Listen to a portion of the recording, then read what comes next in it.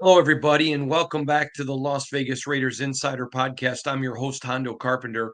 Additionally, I am your Las Vegas Raiders beat writer on Sports Illustrated, and it's always good to be with you. Again, thanks for joining me. It's Monday, so we're answering more of your questions tonight, following up with yesterday's. Let me tell you, we got a massive amount of email after yesterday's podcast. We're going to address some of them. I don't even know how many we got. Two, three, four. I don't even know how many we got here. We got 4 pages worth.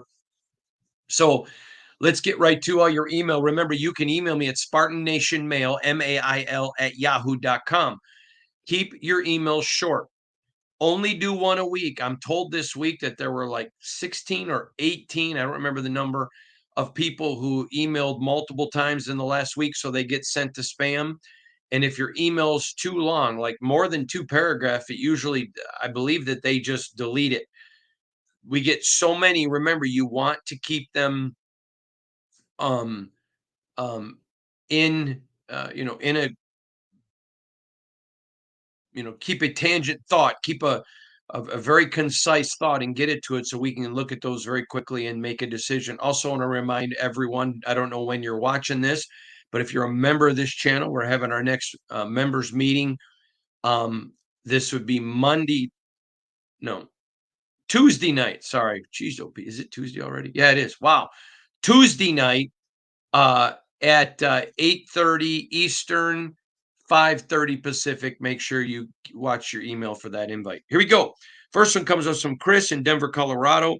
Says I can't think of a more heartbreaking season than this one. AP gave us so much hope after McDaniels stomped it all away. My question is, if we draft our franchise quarterback this offseason, can this staff make him successful? Or do we need to overhaul the offensive staff as well? Chris in Denver, Colorado. Well, first of all, Chris, I appreciate your email. I take umbrage with uh, this one about AP gave us so much hope and that McDaniel stomped away. I don't think he's taken away any hope. I think people can be frustrated with the season. I think that's very fair. But if you listen to this podcast, I talked about when you get a rookie coach. I said to you, I would never hire a rookie coach. I gave the caveat he'd come in as a as an interim, so he got some experience under his belt. So that was to me why you make that exception. If that's you decide that's the guy that you want. So I'm not pretending I wasn't all in. I was and still am. But he's been brought in to fix a culture. I think there are a lot of things about this franchise that are better today than at the start of last season. I think that people, and I think it's human nature. I don't think it's just a Raider thing. People just tend to discard things so quickly. And the franchises, remember us doing a survey back before the draft about the franchises who consistently, pick in the top 20 of the draft. One of those things that they all had in common is there's no continuity. It's just change, change, change. Yep, we don't like this guy, fire him, get rid of him. Don't like this guy. The answer to everything isn't firing. If you look at the last 20 years of success that the Raiders have had and compare it to the Steelers, I don't think very many Raider fans would say they wouldn't trade just the win-loss records. What is the one thing that they had in common? Consistency. Consistency. I mean, they've had 3 coaches in my lifetime because they believe in, well, they have more than that. But I mean, if you go back, Chuck Noll, Chuck was, I don't know when he started. Let me ask real quick. But when did Chuck Noll start coaching the Pittsburgh Steelers? Okay, so Chuck started 69. I was right. Before, I mean, 2 years before I was even born. You got to have consistency in a franchise for there to be success. So when again, I don't think AP has there been some coaching decisions that You question? Absolutely. But there's been coaching decisions. I mean, look at Matt Canada with the Steelers. But when you say this, is if we draft our franchise quarterback this offseason, can the staff make him successful? I think that's a great question. I don't know. And I'll explain that in a little more detail coming up on Thursday. I have been doing a ton of research, talking to a lot of people around the NFL about the Raiders' offensive woes. And I am hearing a continuous thought that I find fascinating. And I'm going to talk about that in an article coming on Thursday. I'll also address it in the podcast. So I think that question's very fair. My question, my answer to you right now at this moment is I don't know, leaning to certainly questioning that for sure. For sure. But I'm not ready to definitively say it, although I have some serious concerns and I'm in the middle of talking to a lot of NFL people. Next comes us some Gunny, Thomas Gunny C. Thank you for your service, Gunny. Says we have been notoriously bad at drafting for years up until this last draft. I would disagree. I think the last two have been very good. What is the turnover like for scouts? What is the weight of the decisions from the owner to the manager to the coordinator to the coach to the scout? Good question here, Gunny. I can tell you this. I've never known an owner who came in and said, that's who I want, that wasn't the player pick.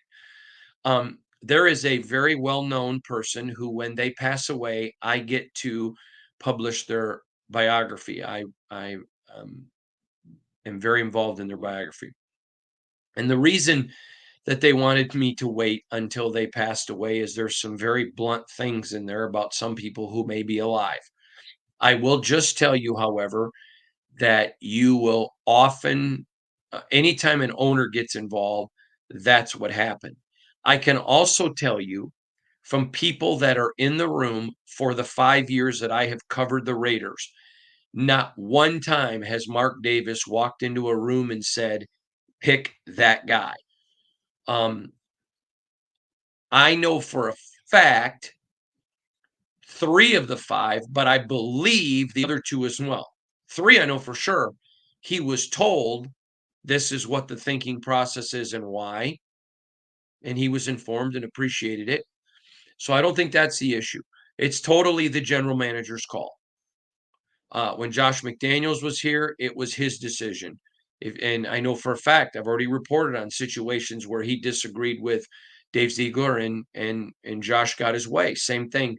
If Mike Mayock and Jon Gruden disagreed, it went to Jon Gruden. That's not the case anymore. Although Tom Telesco certainly appreciates um, uh, continuity, he makes that final call. Most of the situations, the scout, my wife is bringing me something to drink. Thank you so much, sweetheart. I appreciate you. Love you too.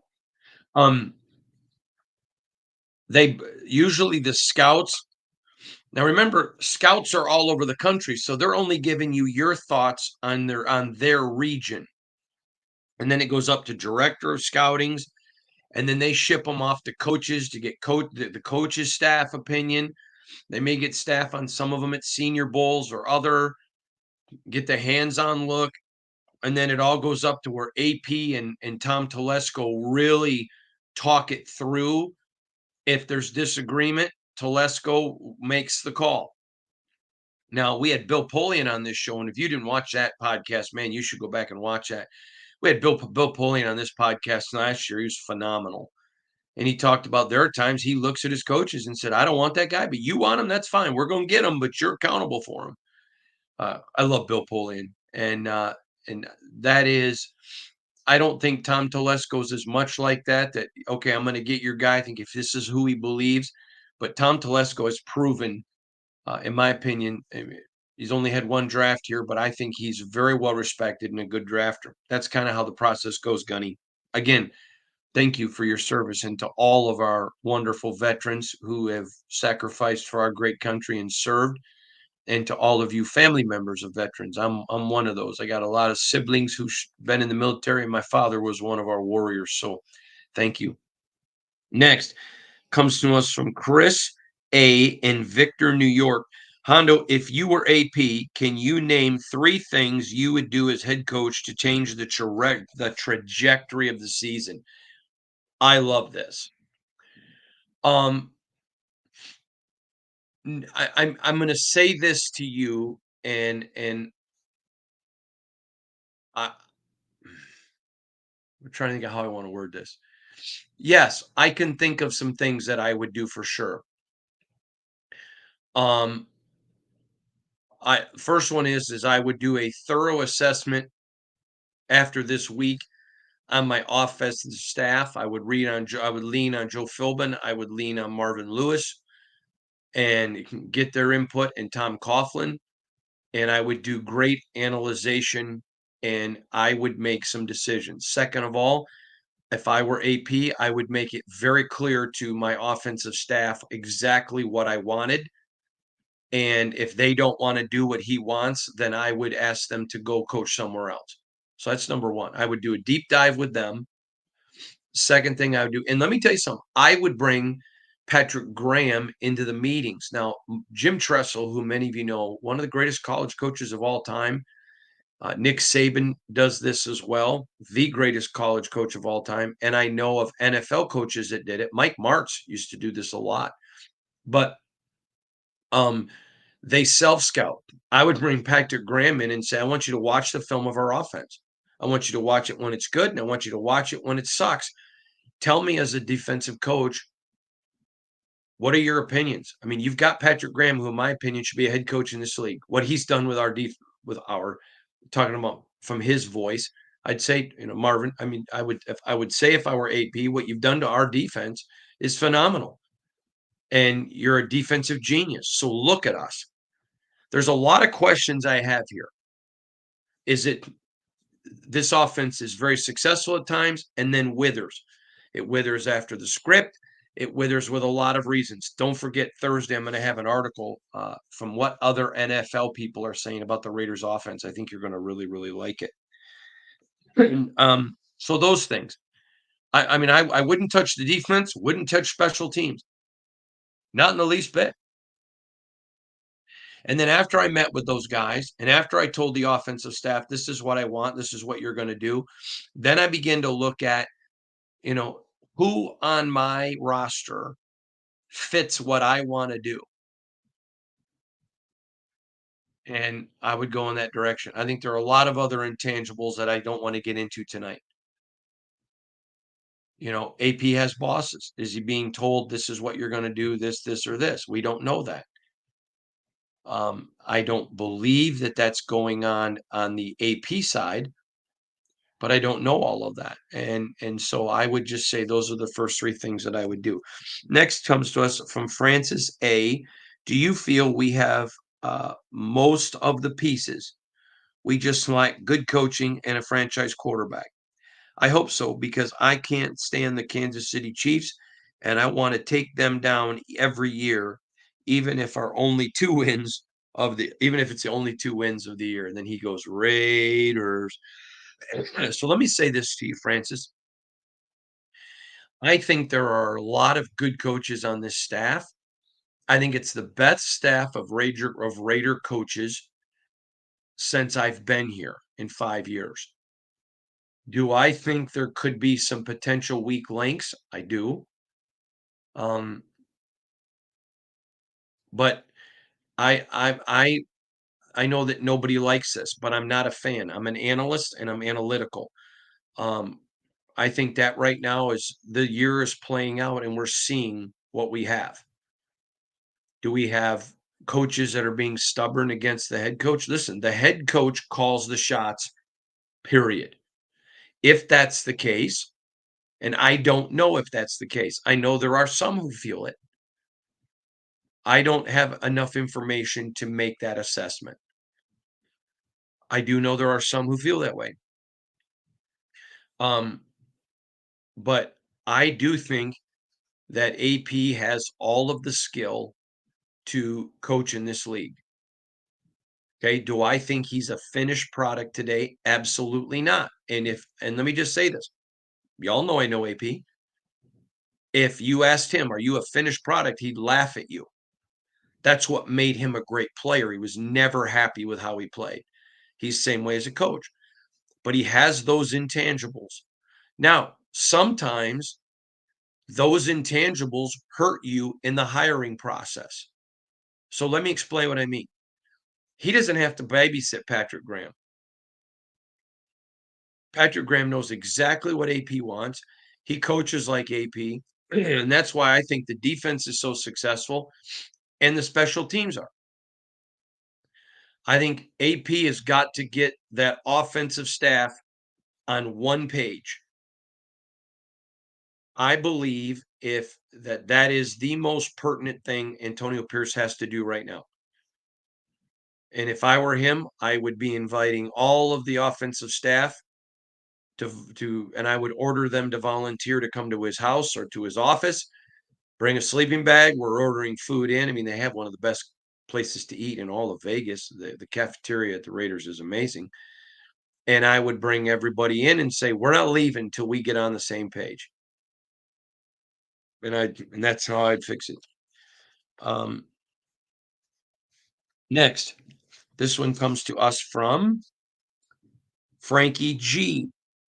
Frankie says, I heard that someone mentioned Marvin Lewis is already checked out with the Raiders and is just in Vegas to collect checks. And also that there are brewing concerns on the play calling on offense. And can you give your thoughts on this and maybe more? First of all, I don't respond to other people's reporting, but I can tell you anyone that says Marvin Lewis is just taking checks and is already checked out absolutely has no clue what they're talking about. That is not Marvin Lewis. He will be as engaged as AP wants him to be, and he wouldn't check out. Now, if AP ever got to the point and AP's not there where he said, hey, I really don't want your help anymore, that's not checking out. That's sitting out because you were told.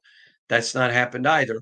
But I can tell you and then for anyone to say, boy, I'm reporting tonight, there's concerns. And what the play calling? Well, hello, welcome to yesterday. Old news. So I don't mean that about you. I just mean it. Someone sent me the report you probably read, and I just laughed. But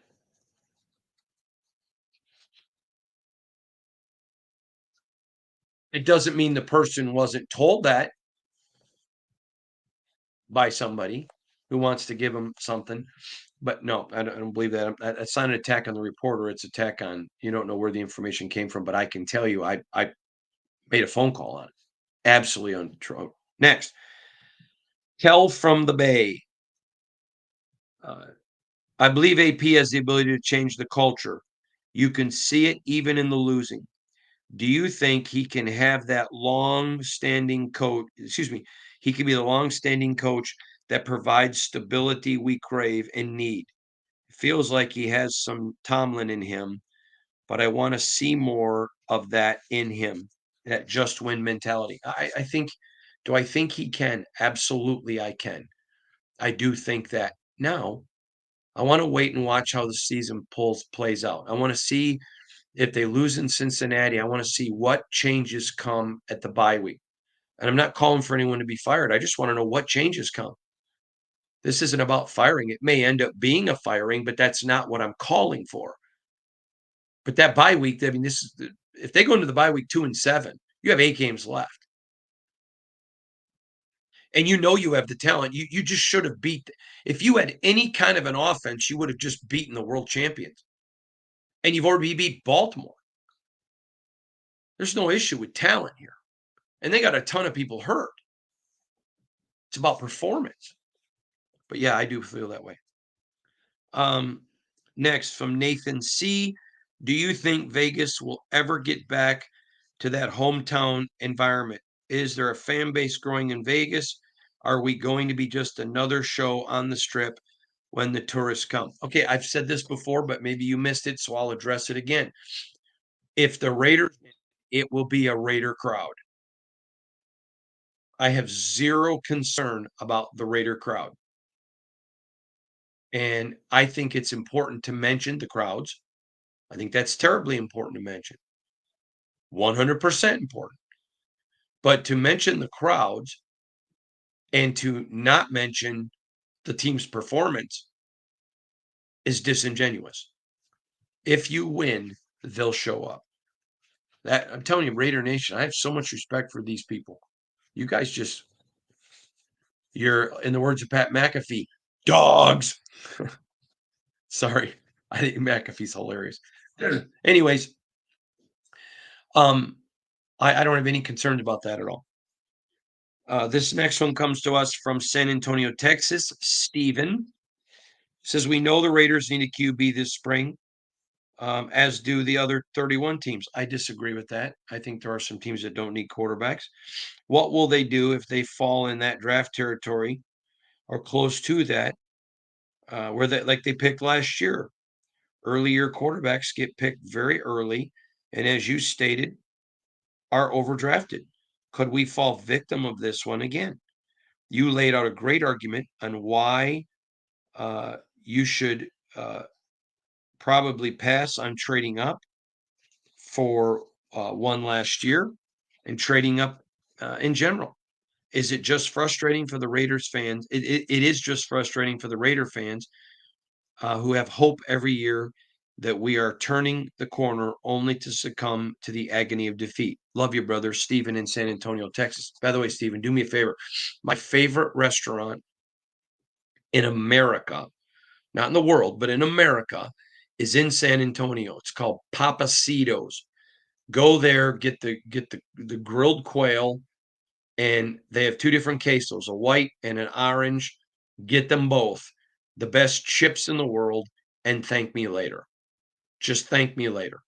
Go to Papacitos, the best Mexican food and the absolute best food in all of America. And the quail is unbelievable. Absolutely unbelievable. I would take quail from Papacitos over any food anywhere in America at any time. Over prime rib, over everything. Phenomenal. All right, let's get to your question.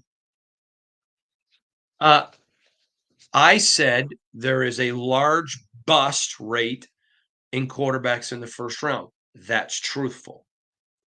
I have also said that moving up just for the sake of moving up and grabbing anybody is not wise.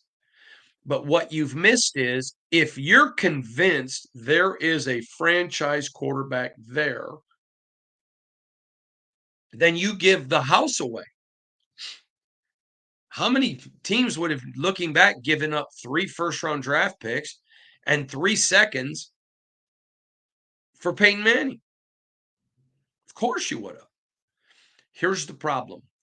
If the Raiders, let's say the Raiders win 6 games, and let's say they're sitting there with the 7th pick, and let's assume there are 3 quarterbacks that they really like, and there are 3 people ahead of them that aren't going to trade. And let's say they're 1, 2, and 3. There's nothing you can do like last year. Nothing the Raiders could have done would have moved up and gotten them Jaden Daniels, period. Would not have happened. So that's why your players and your coaches will never tank. But that's something where every time they lose, if you're a Raider, that's a silver lining.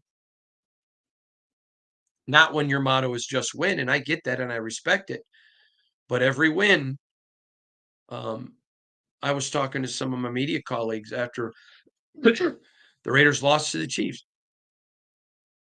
And that would, they shouldn't have lost, but right, another loss towards towards a better draft pick.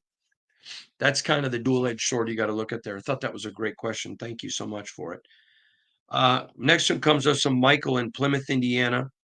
Michael Mayer's absent is a problem. He was the best tight end in the draft in 2023. He's not lived up to his draft selection. Do you have a suggestion outside of trading him for maybe a seventh? Do you have a suggestion outside of trading him for maybe a seventh round pick? Do I have a suggestion? Yeah, you just be patient. I expect him back by the end of the year. That's all you can do. I don't think anybody would trade for him at this point, and you just have to be patient and wait it out. Next, this is from Mike in San Francisco. Is it possible for the Raiders to bring back Jon Gruden as a coach? Why would they? Why wouldn't they consider it after they peaked in 2021? Is it possible? Yes. Is it happening? No. Next one uh, is from Dustin H. While there's a lot of talk about firing AP and or Getsy, my question for you is simple, or is this: why can't the Raiders attract top coaching and coordinator talent? Is it a culture thing, a money thing, uh, a Mark Davis thing? Thanks, Dustin. First of all, I don't think they have any problem. I know that nobody wants to hear this, but there were multiple teams that wanted Josh McDaniels.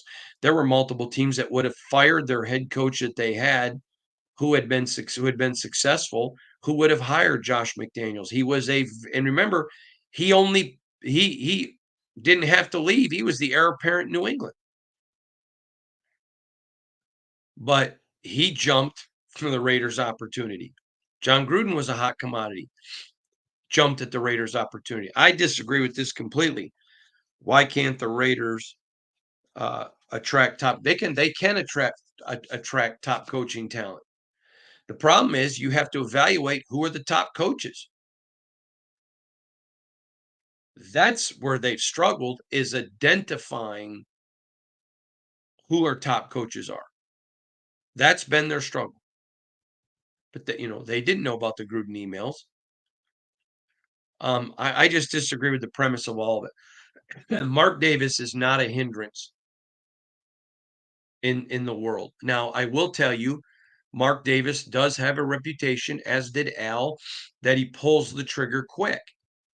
And if you're a person looking at the Raiders, understanding that they need a culture rebuild, we've talked about this the entire 5 years I've been here.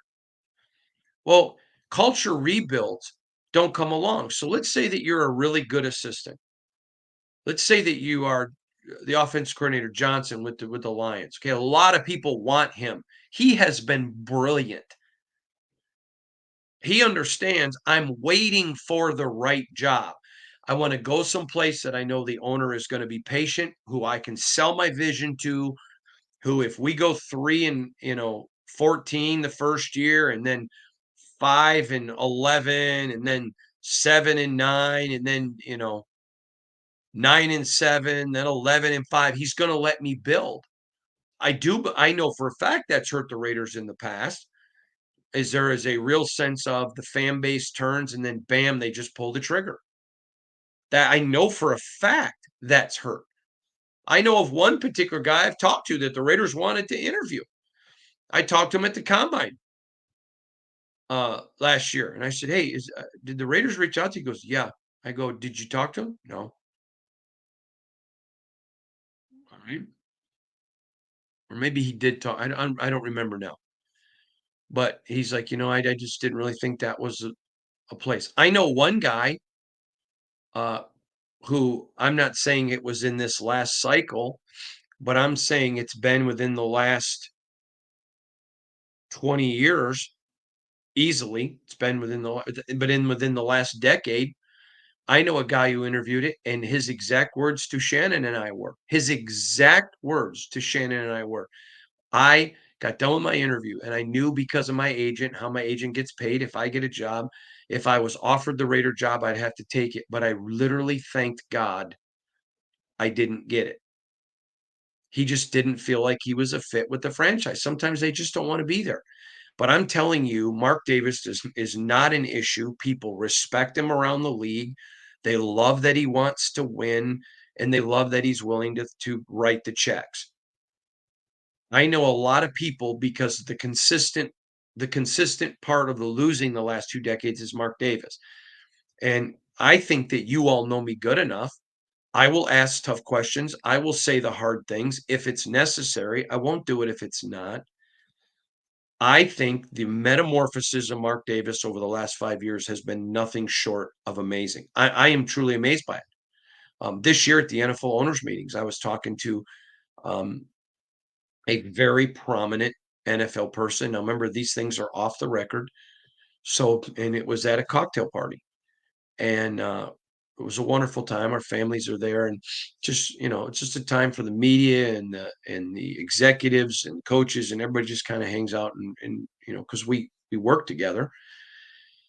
We got on the subject of Mark Davis, and he says, "What do you think?" And I told him, I said, I'm highly impressed with Mark Davis. I said, he is one of the most genuine people I've ever met. He has a heart to win, and he will write any check. Would I want Mark Davis to coach my NFL team? No, and guess what? He doesn't want to. But you can win with an owner like Mark Davis. Mark's not the problem. But what happens is when you get you have certain people who get your fan base in an uproar and throwing gas on the fire, you're never going to be able to build anything. That should matter.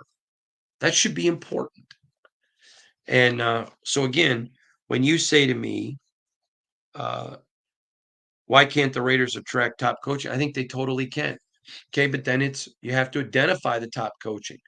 Okay, the Steelers were going, I think it was Russ Grimm. They were going to hire Russ Grimm. But Mr. Rooney's like, you know what? I really want to interview Mike Tomlin. And for all the morons that said Tomlin was getting, he's only getting an interview because he's black. People are just stupid. Mr. Rooney did not interview Mike Tomlin because he was black. He interviewed him because he was really intrigued with the job he had done. Foley already decided to hire Russ Grimm. I know people that worked in the organization. Russ Grimm was getting the job. And Mr. Rooney was blown away. And he recognized, okay, this man's talented. This man is going to be a great long-term coach. And when things were bad and Steeler fan wanted to fire him, Mr. Rooney didn't care. He stuck to what the franchise is about. Sometimes it's identifying talent. Sometimes it's seeing a young coach and identifying him. I laugh at, and again, I know he's not Christ. I'm not even implying that he's Christ. But some of the same people yelling Hosanna and waving palm branches, and if you're a person of Christian faith, you know what I'm referring to. Last year at the last home game, AP, AP, are now screaming, fire AP. Well, I mean, you're never going to get continuity. And you can go back and listen to all the podcasts I did because I thoroughly said it. You give a coach 20 games. And one of the reasons I said he may hire staff that doesn't work out and he's never worked with them before. Okay. Okay. That's why you give them 20 games. It's not going to hurt a franchise to give AP 2 years. Now, if you're totally convinced he's not the guy, and that's a Mark Davis call. If Mark Davis is convinced, you know what, I made a mistake, shouldn't have been AP, he's gone. Okay, that's Mark Davis's call.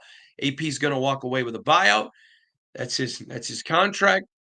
Wasn't like AP would have been done wrong. But if Mark Davis said to me, what do you think? I would be like, I want to watch how he handles the rest of the season. What adjustments does he make trying to fix it? But yeah, I would be inclined to give him year two. Of course I would, because you got to have consistency. How many of you in the sound of my voice are moms or dads? Okay. Would you not agree you're probably 100 times better parent today, even if your kid's only been alive for a year? I'm 53 years old with a 2-year-old baby. I remember being a 23-year-old man holding my first child, my beautiful, beautiful princess, my sweetie pie, daddy's little girl. I remember telling my dad, I am so scared, Dad. I don't know how to be a dad. You were so good at it. And he's like, do you think you came with directions? He goes, plus, you were my sixth one. So I had a little bit of experience. I hope I'm a better dad today to Dexter than I ever was to my princess. I hope I'm a better dad to Dexter than I was to all my kids, not because I love them any less, but I'm older. I hope I'm a better journalist than I was when I got started. So I don't think attracting talent. I think identifying talent certainly could be called into question. But sometimes I think they've just pulled the trigger too quick. But there you go.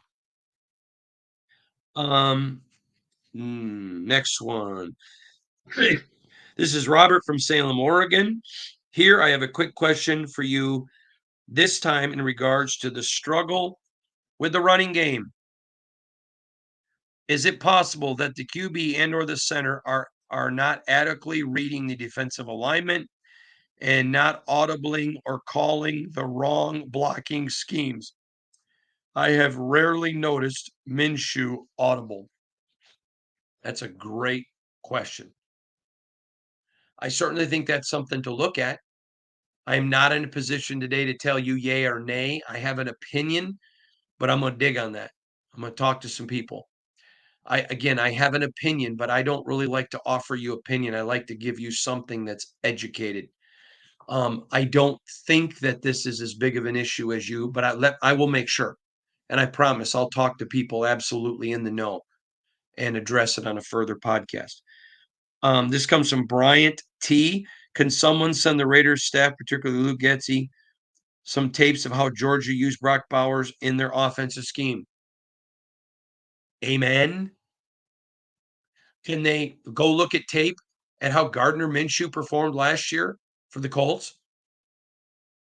Please. I can't argue with anything you got here. You know, sometimes you try to put a square peg in a round hole. Do you remember during the draft when we were talking about Delmar DJ Glaze, my guy, the mule? And I talked about a lot of people are going to be upset because we're the Raiders picked Delmar. And I went back and told you, first 2 days at the Senior Bowl, he was terrible. Got some coaching, and from the third day of practice all the way through the actual game, he was the best offensive lineman at the Senior Bowl. There were some people that wanted other offensive tackles that were rated higher, and they were, but they were rated higher in a scheme the Raiders didn't run. I told you, Delmar was a great pick, and he's proven to be such. Cameron Richardson. There's a good guy there now. Real good guy there with D Camp. And there's others. So what I would say to you is yes. I mean, some things that I see them doing with Minshew, and I'm like, what are you doing? Does somebody on Dial a Clue go looking at things he succeeded at? You can't bring somebody in and just say, oh, he's a quarterback. Okay, I'll give you an example. I got a 4x4. My wife has a 4x4 because we like to drive in dirt. We like to go places that are off the road. All right. And I have always wanted a canary yellow Corvette. Well, when I get my canary yellow Corvette, I'm not going to go off roading with it. You say, well, but all you need is transportation. Yeah, but sometimes transportation goes in other places. How many know if I'm going off road and hunting, I'm going to take my truck. I'm not going to take a canary yellow Corvette. Both are great vehicles. I love my truck. I love it. Love it. My wife loves her truck. But I'll tell you now, getting on the highway in a canary yellow Corvette, come on, somebody now. Come on, somebody out there, give me a big amen for a canary yellow Corvette. I know I'm big and fat. I don't belong in a canary yellow Corvette, but man, I love them. I got to tell you a quick story. Chris Dolman, many of you remember him, one of the greatest defensive players ever. Chris was a good buddy of mine. I'll never forget one time he took me for a ride in his Porsche. And now he was a big man, but very muscular at that point in my life. I weighed a lot more. I was very, very overweight. And but man, me and him in that Porsche, it took me forever to get in it. Man, I needed some Crisco to get in the seats. But no, it wasn't canary yellow. I have no idea why. Don't even ask me. I just, for whatever reason, and I have no clue why. Canariella Corvette. It's always stood out to me, and I will have one. And I bet sooner rather than later. Uh, Hoping. All right, next. But yeah, I agree. Not just can somebody go back and look at stuff from Zamir White last year? A lot of it. I do think they've done some with Brock though that they did with Georgia, but I saw, when I looked at your question, I thought more about Brock Bowers than uh I mean more about Gardner Minshew than Brock Bowers. Last one comes to us from Davis K. I'd love to hear your opinion on whether AP's obsession with ball security is a factor on the play calling in that middle section. No, I know for a fact it's not. I've talked to people about it. He wants ball security, and I think that's terribly important. Um, but I don't think it's a problem there when you wrote this in that middle section. I don't think it's the problem there in the middle section at all. So there you go, everybody. Great to hear from you. Thank you for joining us tonight. I hope that your family's blessed. It's great to hear from you. We'll see you back here again tomorrow. Have a wonderful night. Thank you for all the emails. And for those of you that we didn't get to, I'm sorry. Remember, stick within the parameters and we'll try to get you on next time. God bless you all. Have a wonderful day.